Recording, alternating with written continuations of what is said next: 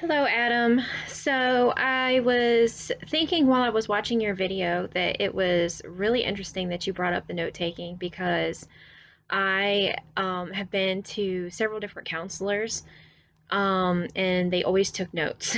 So I didn't notice that when I was watching the videos and I was like, wow, why didn't I notice that?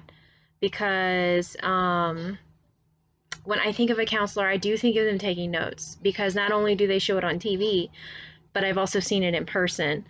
So I'm surprised that I didn't notice that until you mentioned it.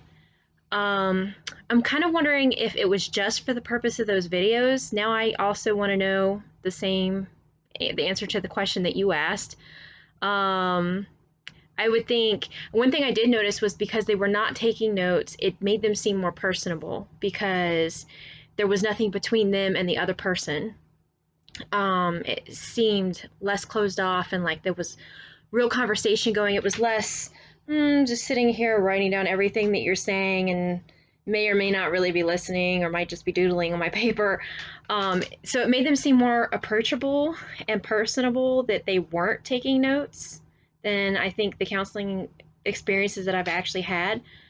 And the other thing I was going to say is that um, you had brought up the one counseling session, he didn't summarize at the end.